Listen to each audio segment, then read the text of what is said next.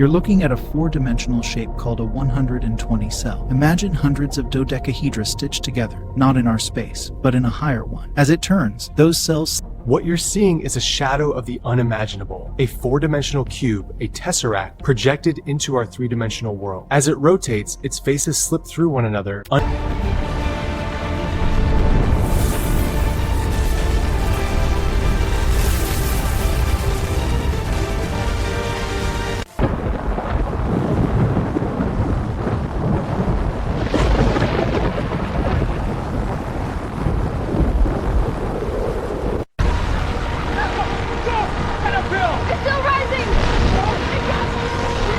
The bridge! Get inside! Move! It's here!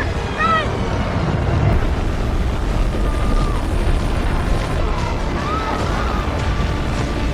The city had minutes. Now, only seconds. When a supermassive black hole strays into our neighborhood, the solar system has no choice but to obey. Planets are tugged from their orbits, stars spill their outer layers, and even Earth begins to stretch toward